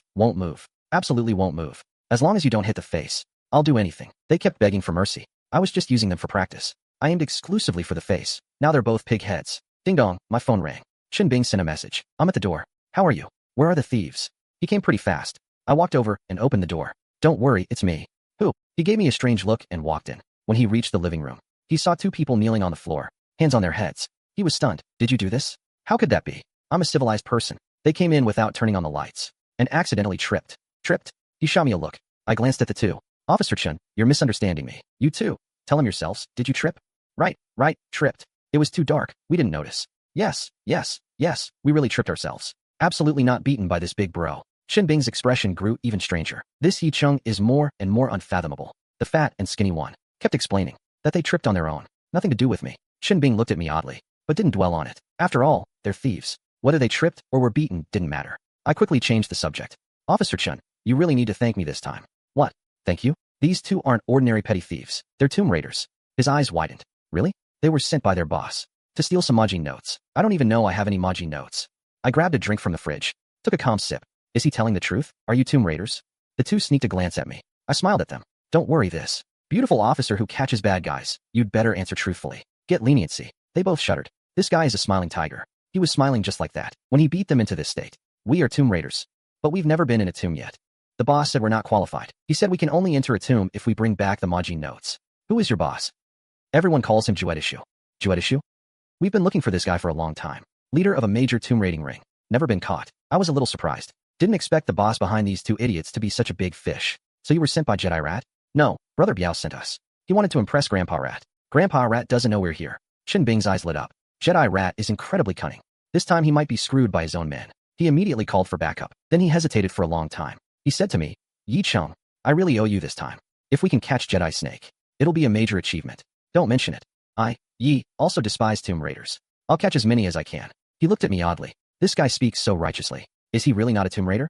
Qin Bing launched the arrest that night. Around 2 or 3 in the morning. In an abandoned factory on the outskirts. A group was sleeping soundly when the police raided the whole place. Jedi Rat looked completely baffled when arrested. He probably never understood how his location was exposed by dawn. Explosive news hit the headlines. I became the focus again. Jedi Rat, a tomb raider on the run for 8 years, caught. Novelist Yi Cheng credited with major contribution. Tomb raider robbed Yi Cheng, got counter-captured. Police traced the line to bust a huge tomb raiding gang. Every news story mentioned me. When I got up in the morning and saw the overwhelming news, my face went black. Before parting with Qin Bing yesterday, I repeatedly begged him to keep it a secret. Now look, the whole world knows I helped. From now on, I'll be a thorn in every tomb raider's side. A knife in their flesh. I doubt I'll have any peace. When I got up in the morning and saw the wall-to-wall news, I nearly coughed up blood from anger. I directly called Qin Bing. I lit into him. Qin Bing, are you out of your mind? Didn't we agree yesterday? On the other end of the line, he seemed to expect it, held the receiver away from his ear, and only brought it back when my voice softened. Yi Cheng, I'm sorry. I had no choice. It's orders from above. I helped you catch tomb raiders out of goodwill, and you turn around and sell me out? This is ditching me after I did my part. Don't worry, we'll send people to protect you 24/7. No need. I hung up directly. I was furious. The police want to use me as bait, huh? If it weren't for the system's power, I might have died last night. 24/7 protection. Will it even work? Will tomb raiders always send such idiots? Ding, a message from Duoduo. Brother Yi, I heard about last night. Are you okay? The fire in my chest immediately half subsided. Last night, everyone else was thinking about how to use me. Only this girl seemed genuinely concerned. I opened my camera to check myself. Yeah, the more I looked, the more satisfied I was. This face, so handsome and talented. Even I kind of like myself. I'm fine. How are you? Got caught in the rain yesterday. Did you catch a cold? The archaeological work continues. After the blood corpse incident, Professor Qin became even more interested in this ancient tomb. In the tent, Professor Qin arranged today's work. Seeing Li Duoduo's pale face, he told her to rest. Today, I'll still handle the contact with him. That girl would never miss a chance to talk to her idol. Bing Bing started the live stream. It was only 8 a.m., but the stream already had over 2 million viewers, all waiting to see the next archaeological activity. Curious about the passage blocked by the stone coffin, and what else lay beyond. God bless. Everyone be careful. The group returned to the burial chamber. The cement poured yesterday had been cleaned up. The stone coffin sat silently blocking the entrance to the tomb passage. Still chilling. They went ahead, around the coffin into the passage. Everyone instinctively stayed away from the coffin. The tomb passage stretched deep. The murals on both sides already faded. After walking a few hundred meters, a jade door appeared ahead, blocking their path. On the video feed, everyone stopped in front of a jade door. The 2 jade panels were carved with birds and beasts. The jade quality was average, but 2 such large doors were truly rare. On each side of the door stood a statue of a demon, one brandishing claws and bearing fangs, holding a large chopping knife, the other sticking out a long tongue, its body slender, lifelike. Just looking at them was creepy. Duoduo and Bing Bing were both visibly nervous. Let Li Duoduo connect to me first. Brother Yi, we've come across a jade door. We want your help to see if there's any danger. This time he brought a power bank. Looks like the phone battery incident really taught him. I looked for a while. It should be safe. Try to push it open. It didn't budge. Still no luck. This door has a mechanism. You can't open it with brute force. Everyone was stunned. Most mechanisms in ancient tombs should have rusted and failed long ago. If this door's mechanism had truly been preserved for thousands of years, that would be extremely rare. I asked them to point the camera at the statues on both sides. I examined them carefully. I figured it out. The button of the mechanism should be on the statues. The 4 eyes should all be movable. That's the key. But only one method is correct. Press wrong, and the door locks permanently. They all looked dumbfounded. For eyes, press 1, 2, 3, or all 4. Any sequence? The chance of getting it right is nearly 0. In the live stream, everyone had opinions. Some thought it was hard. Some were joking around, and some were shouting, "Come on, husband, I didn't think it was that complicated." The ancients designed mechanisms to be reasonable and operable. If too complex, even their own people couldn't remember. This kind of mechanism usually follows a pattern. Just need to figure it out. I counted on my fingers, muttering things about yin-yang and the 8 trigrams, which left everyone baffled. But no one dared to interrupt. 2 people. Left one pressed the right eye, right one pressed the left eye. Must press simultaneously. Not even a millisecond off. Professor Chen said, "Send Xiao Chun and Xiao Li up." The 2 nervously raised their hands. And when I counted to 3, they pressed down together. The 2 eyes sank in. The sound of chains breaking echoed. The jade door trembled and slowly opened. It's open. It's really open. Everyone jumped for joy. Professor Chen and Wang Yin were both ecstatic. Bing Bing also leaped up. The live stream exploded. "Night God is amazing," filled the screen. Thankfully, nothing went wrong. Behind it was a corridor. At the end, a stone chamber could vaguely be seen. I told Li Duoduo to move forward. Point the camera all around. The corridor was very narrow, only allowing 2 people to walk side by side. Both walls were smooth. No murals. No inscriptions. After walking several dozen meters, the space suddenly opened up. A small stone chamber. A stone platform sat in the center. On the platform rested a jade chest. Several passages led off from the stone chamber, heading in different directions. Empty coffin legacy. I muttered the word softly. I remembered the 4 characters I had written on the drawing earlier. "Brother Yi, what did you say?" "Nothing. Don't touch that jade chest yet. Look around for another exit." The camera pans across the room. I suddenly noticed a line of small characters carved into the wall in the corner. The script was very ancient, but I recognized it. It was writing from the Warring States period. Wood is not wood. Seed is not seed. He who enters through this door in later days will face 9 deaths and 1 chance to live. My heart skipped a beat. "Professor Yi, there's a passage here. There's a huge cavity inside. Pitch black. Can't see a thing." I was about to speak when the video suddenly froze. The signal cut out. I quickly tried to reconnect. No one answered. A vague unease settled in my heart. On the other side, on a fishing boat in the South Sea, several rough-looking men were drinking and eating fish around a pot. The leader was a square-faced, middle-aged man, known as Third Master. He carried great authority. Scarface tossed a fish into the pot. Third Master, Zhu Dishu, was caught. What? Because of a man named Yicheng? A Zhu Dishu's hand went down to grab something. The grave robber's notes.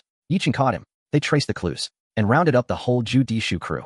Yicheng, the one who writes tomb raiding novels. I hear the archaeology team's live stream is all thanks to his guidance. Netizens call him Night God. The men pulled out their phones to watch the live stream replay. The more they watched, the brighter their eyes grew. Third Master slapped his thigh. "Damn, that's talent. We've been drifting out here forever and still haven't found that underwater tomb. If that kid gets involved, maybe it'll work." Third Master, he's under 24-hour police protection. Hard to get to him. I don't care. Go back and find a way to grab that kid for me. I sneezed a dozen times in a row. Almost sneezed myself away. I rubbed my nose. Who's thinking of me now? Ding. Guide the archaeology team to open the jade door. Reward, a pair of night eyes. I was overjoyed. Now I can see clearly even in the dark. This skill is freaking awesome. If I ever actually go down into a tomb, complete darkness won't affect me at all. Li Duoduo was concerned about me on the other end of the video. "Are you catching a cold?" I sniffled and said I was fine. Told him to go in and look around. The camera turned. Professor Chen had already walked in excitedly. Entered the tomb chamber. It was a very large space. The dome was covered in murals. The walls were lined with stone slabs engraved with inscriptions. There were 2 side chambers, one on each side. In the very center, 7 stone coffins were arranged at different levels. Their quality was far superior to the one outside. The coffins were densely covered with inscriptions. Everyone was stunned. They had never seen this kind of burial arrangement. 7 coffins, all identical in specifications. In ancient times, this violated the hierarchy of status. Professor Chen walked up to the coffins, staring at the inscriptions. Unfortunately, he could only recognize 2 or 3 characters. There were burial goods in the side chambers, but mostly decayed jars and pots. Not a single piece of gold or silver. "Brother Yi, can you read the inscriptions on the coffins?" I asked him to bring the camera closer. I looked carefully. It really is old Lu's tomb. The tomb owner is Lu Chengwang, a vassal lord of the Lu state.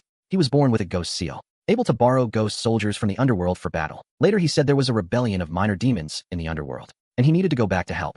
He kowtowed 3 times to the Duke of Lu. Then he transformed. The Duke of Lu hoped he would return to serve, so he built this Lu King's palace. Professor Chen listened and said, "There is indeed a record of Lu Xiaowang in historical texts, a great general of the Lu state with brilliant military achievements. But the title of king was probably self-proclaimed. Should we open the coffin?"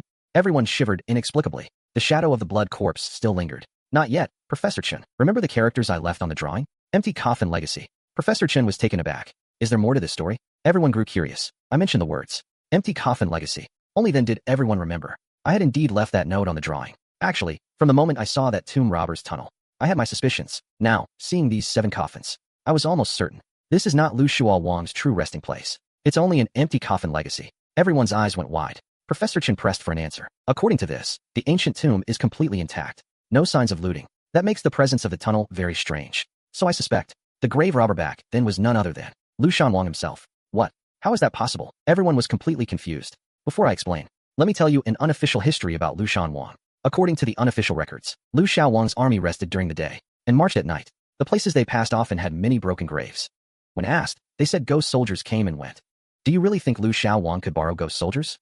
There are no such things as ghost soldiers in this world. Don't you think this behavior resembles a certain profession?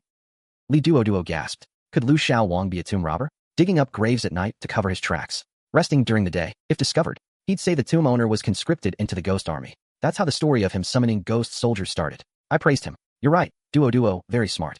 This Lu Xiaowang is indeed a tomb robber, and the ancestor of the official tomb robbing faction. Even Xiao Chao counts as a junior. Li Duoduo's face reddened again. Professor Chen looked thoughtful. Even though he was an old scholar, he wasn't rigid. In fact, he had specifically studied unofficial histories, cross-referencing them with official records. So he was very interested in the unofficial history I mentioned. Bing Bing exclaimed to the camera. According to Professor Yi, Lu Xiaowang was actually a tomb robber. The place they are now is the tomb of the founding father of tomb raiding. Netizens also went crazy. Some said the tomb robber's own tomb had been dug up. Lu Xiaowang never imagined this day would come. Others reminded that night god said, "This is an empty coffin legacy. Old Lu isn't even here." Professor Chen snapped back to reality, staring at the 7 coffins. His expression gradually turned solemn. Xiaoyi, you mean, the real main tomb chamber is elsewhere? I took a sip of water, then continued slowly. These 7 coffins look randomly placed, but they are actually arranged in the pattern of the Big Dipper. In the tomb raiding world, this burial method is called the 7-star legacy coffins. It's the hallmark of the founding ancestor of tomb raiding. Any tomb robber with a bit of knowledge who comes here will kneel and kowtow, then leave the way they came. Everyone listened, stunned. Professor Chen mentally connected the center points of the 7 coffins. It really did form a big ladle shape. Professor Yi, since you say these 7-star legacy coffins, it really is the shape of a big spoon. Professor Yi, since you say this 7-star remnant coffin, only tomb raiders would know that. Then how do you know it? Everyone's eyes were glued to the phone screen. My mouth twitched. Why can't they focus on the important stuff? They keep linking me to tomb raiding. The live chat exploded. Yi Shun is stunned. No way to explain now. Yi Shun, still saying you're not a tomb raider? I sighed inwardly. Bing Bing, oh Bing Bing, the question you asked. How am I supposed to answer that?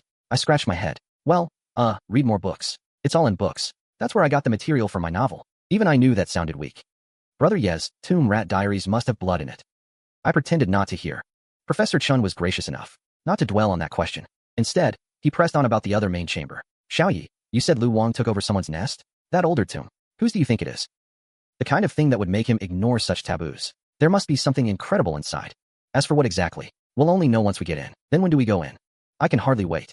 Hold on, I paused. First, let's figure out these 7-star deceptive coffins. Out of 7 coffins, only 1 is real. The other 6 are traps. Then which one is real? The one in the middle, I pointed. But before opening, we need to prepare. I saw Xiao Chen's hand, resting on the lid of the outermost coffin. Bing Bing's soul-searching question left me a bit dazed. Of course, I learned it all from books. Stop getting stuck on this. I really am not a tomb raider. I'm only 24. I spent the first decade plus in school. When would I have had time to rob tombs? Yicheng, you sure know a lot. Well, you see, I cleared my throat. These 7-star decoys were first used by tomb raiders. They knew they'd plundered countless graves, feared the same fate after death, so they devised this fake coffin system. 7 coffins. Only 1 is real. Open any of the other 6, and you face a near certain death. Inside, either traps or black magic. After the Song Dynasty, some brilliant eccentrics refined the method. How do you tell which one is real? Every trade has its rules. Normally, when encountering 7-star decoys, people kowtow and back off. But in times of war and chaos, some old-school tomb raiders had no choice. They broke the rules. A master came up with a workaround. Use 2 crowbars to lift a corner of the coffin. Drill a small hole in the bottom. Then probe with an iron hook. See what you pull out, and you can tell what's inside. What are old-school tomb raiders? I waved my hand. Said I'd explain later. Now, do you all believe me? Everyone looked at each other. Reasonable and well-argued. Nothing to refute. Old Lu really is a tomb raider, and he wrapped himself up so nicely. Brilliant. Absolutely brilliant. I've been in this field for decades. I thought I knew every trick. But since meeting you, Xiaoyi, I realized I was looking at the sky from a well. I knew how much Professor Chen's words meant. He was a titan in archaeology. This speech would cement my place in the field. But I kept a clear head. I wasn't guiding the dig for fame. I was doing it for the system rewards. Professor Chen, you flatter me too much. I've just read a few books, that's all. You are the true giant. The pride of the Dragon Kingdom. Seeing me so humble, Professor Chen became even more determined. He looked at the video call device. Finally voiced the thought buried in his heart. Xiaoyi, I've always had an idea. I want to invite you to join our archaeological team. Professor Chen is about to make an exception and recruit Yicheng. If Yicheng agrees, he has the authority to do it. I was stunned for a moment. Join the archaeological team? Professor Chen first admitted his inferiority, then sincerely invited me to join. Everyone was shocked. If Brother Yi really joins, does that mean I can see him every day? I was speechless for a second. Before I could figure out how to answer, the screen suddenly went black. What's going on? Professor Chen frowned. Li Duoduo glanced at it. Signal's gone all of a sudden. The others lost it too. The signal for the live stream is fine. We're using satellite signal. It can penetrate 30 meters underground. I didn't know how to answer anyway, though I might go down into a tomb later. Now isn't the time. I'm not good enough yet. Ding. Guide the archaeological team. 7-star deceptive coffins. Reward, Tomb Raider tool set. Full set. As the words fell, a pile of items appeared in front of me. Golden umbrella, seeking claw, black donkey hoof, corpse binding rope, whirlwind shovel. All excellent tools. But if I took them out, wouldn't that prove I'm a Tomb Raider for sure? I picked up the golden umbrella and examined it. All metal construction. The canopy engraved with a Bagua diagram. The seeking claw had 3 sharp hooks. Pretty handy. The black donkey hoof was black and hard. Definitely aged stock. The corpse binding rope was pitch black. Unknown material. All good stuff. Too bad I really dare not use them. Still, I put them away. If I ever do go down a tomb, they'd be a huge help. With me temporarily out of contact in the tomb chamber, everyone lost their anchor. Xiaochen asked if they should keep trying to reach me. Wang Yin said they couldn't depend entirely on me. They managed archaeological digs before without me. Professor Chen nodded. Said work must continue. But don't touch the 7 coffins for now. Have Li Duoduo prepare more black donkey hooves and black dog blood, just in case. After encountering the blood corpse in the May, he no longer cared about superstition. Wang Yin suggested, following my blueprint, to find the passage connecting to the other tomb chamber. Professor Chen agreed. Everyone studied it for a while. Confirmed the passage should be in the right side chamber. There should be a hidden door. Instruments quickly detected a hollow spot in the side chamber. On the wall beside the hidden door was a bronze lamp stand. Ancient and exquisite. Everyone gathered around, trying to open the hidden door, but brute force didn't work. There was a mechanism too. Without my guidance, they found it quite difficult. For the first time, these archaeologists realized there were many secrets in the ancient tomb that they might have overlooked. Li Duoduo actually knew how to open the door. Teacher Ye's book described a similar mechanism. Just turn that candle holder. We can try. It's a wall. If it doesn't work, we can break through. If we get it wrong, we might get locked in. Professor Chen nodded. Let Li Duoduo try. Duoduo walked over, reached out, and turned it. Without any hesitation, the bamboo cup turned, pulling the chain. A mechanical sound rings out. The ground trembles slightly. A stone door in the wall swings open. It's open, it's open. Duoduo, you're amazing. Your treasure hunting girl found the hidden mechanism. Same rules as before. We'll go in and scout first. The tomb passage isn't wide. 2 meters high, 1 meter wide. Captain Zhang leads Fei Ying, Huijian, and Taitu in the Yuan's ancient tomb passage. They walk slowly forward with tactical flashlights. After walking several hundred meters, pushing open a stone door, they find a wider tomb passage, 3 meters wide, 2 meters high, paved with bluestone slabs. Another 200 or 300 meters. No path ahead. Captain Zhang mutters, checking the blueprint. There's clearly a path on the map. They search around. The walls are all solid.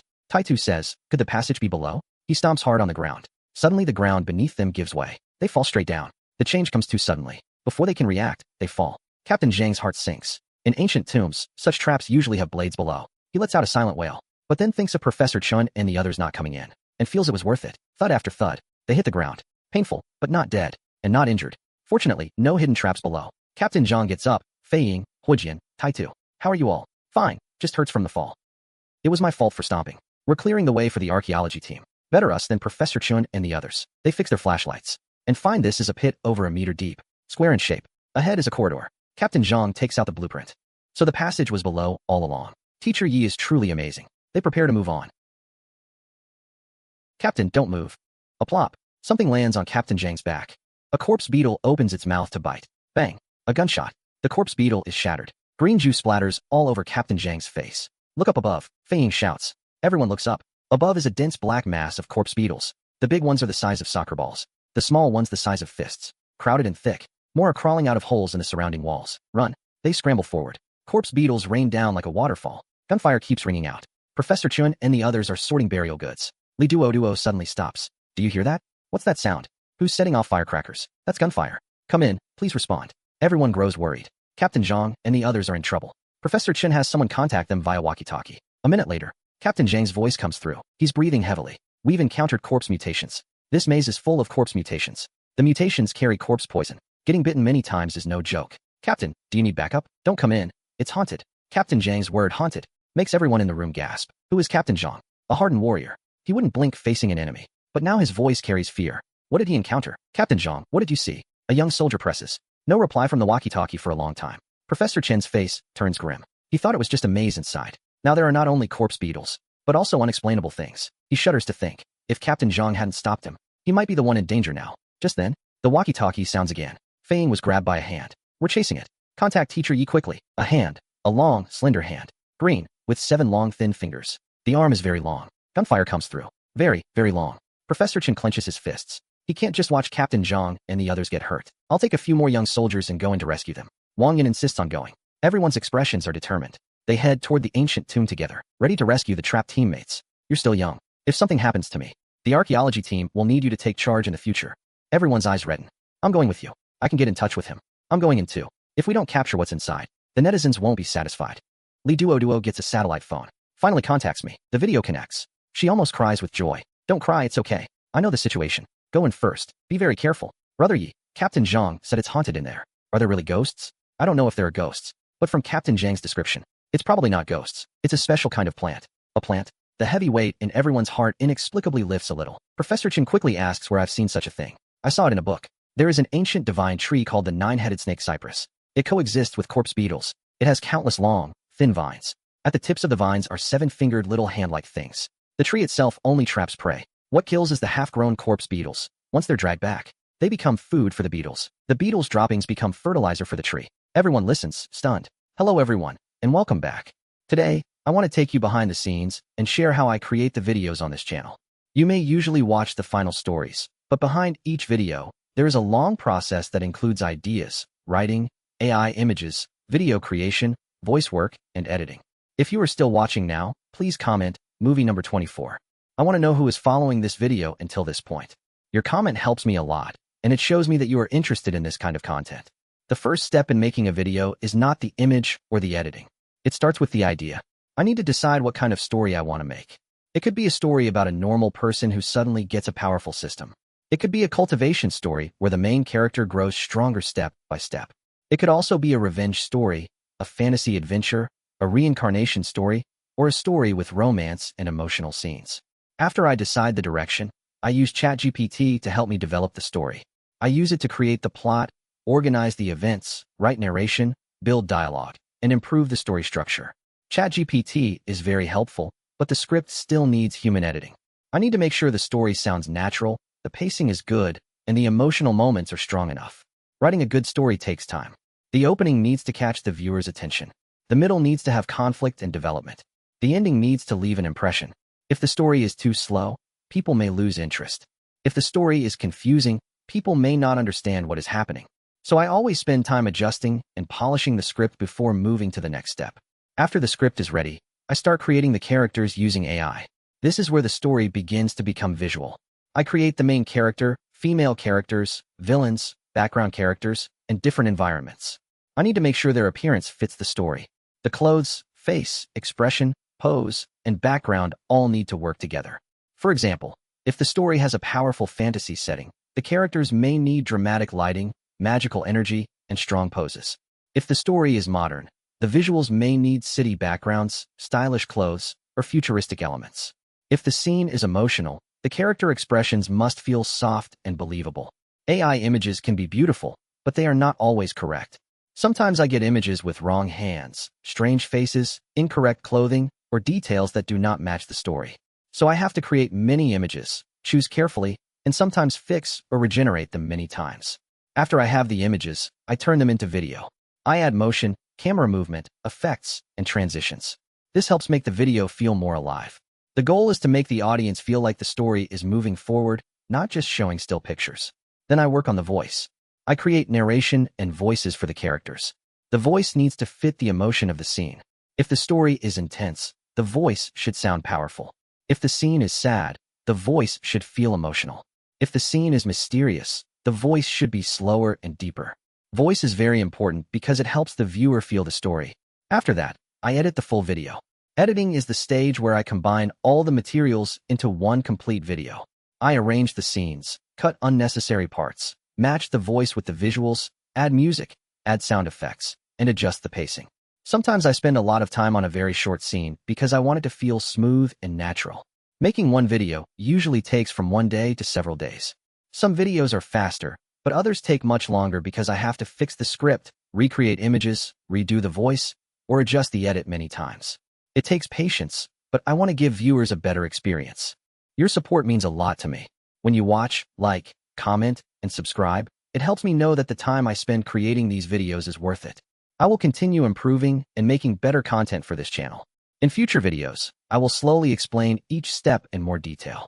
I will show how I create ideas, how I use ChatGPT, how I make AI characters, how I create video scenes, how I generate voices, and how I edit the final video. Thank you for watching until the end. Please like, subscribe, and comment movie number 24 if you are still here.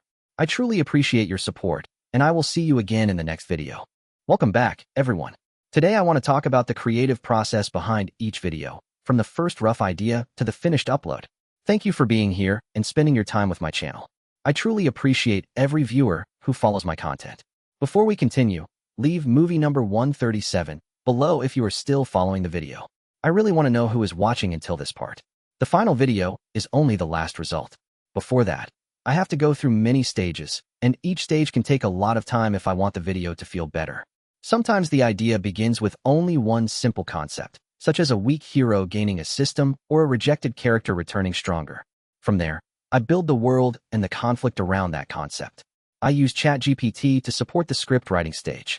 It helps me brainstorm, develop conflicts, create character dialogue, and improve the story structure. Even so, I still need to polish the script so it feels more human and easier to listen to. A strong video needs a strong script. If the story is weak, even beautiful images cannot fully save it. That is why I spend time improving the dialogue, narration, pacing, and emotional moments. After writing, I start generating AI images. This includes characters, locations, emotional scenes, action scenes, and visual details. The goal is to make the audience immediately understand the world of the story. AI can create amazing images, but it also requires a lot of selection. I reject many images because they do not match the character, the story, or the feeling I want. Even when I use AI tools, I still need to make many creative decisions at every stage of the process. The goal is to turn static visuals into scenes that feel more cinematic, so the story becomes easier and more enjoyable to watch. The voice is the bridge between the story and the viewer, so I try to make it clear, smooth, and suitable for each scene. This is often the longest part because I need to review the video many times and fix small problems before the final upload. The final upload may be short compared to the time spent making it, but every step is needed to create a better viewing experience. I truly appreciate everyone who watches my videos. Your support helps the channel grow and gives me the energy to continue working harder. I will gradually share more details about my process, including how I write stories, create characters, generate videos, add voices, and edit everything together. I really appreciate your time and support. Please like, subscribe, and leave the comment movie number 137 below. Thank you again, and see you in the next video. Hello everyone, and welcome back. In this video, I want to share the real process behind the stories and videos you see on this channel. Thank you to everyone who keeps coming back to watch my videos. Your support is one of the biggest reasons I keep working hard on this channel. If this video has kept your attention so far, write movie number 238 in the comment section so I can see you are still here. The final video is only the last result. Before that, I have to go through many stages, and each stage can take a lot of time if I want the video to feel better. Everything starts with a story idea. I ask myself what kind of journey the main character will have. Will they start weak and become powerful? Will they receive a mysterious system? Will they take revenge, enter another world, or uncover a secret power? These decisions shape the whole video. I treat ChatGPT as a helper, not as a replacement for the whole creative process. It supports the writing, while I decide what stays, what changes, and what needs to be rewritten. Writing the story takes a lot of patience. A sentence may look good when written, but it may sound strange when read aloud. Because of that, I adjust the narration, simplify confusing parts, and make the story more engaging. After writing, I start generating AI images. This includes characters, locations, emotional scenes, action scenes, and visual details. The goal is to make the audience immediately understand the world of the story. I also need to watch for small errors, because one strange detail can make the whole scene feel less professional. Even when I use AI tools, I still need to make many creative decisions at every stage of the process. The next step is video generation. I use the images as the base and create movement, scene transitions, and visual effects so the story feels active. Good voice timing can make a scene feel stronger. If the narration is too fast or too slow, the whole rhythm of the video can feel wrong. This is often the longest part because I need to review the video many times and fix small problems before the final upload. Making one video can take a long time. Depending on the difficulty, I may spend 1 day, 2 days, or even several days before the final version is ready. Your support is not just a number. It is the reason I feel motivated to keep learning, creating, and improving.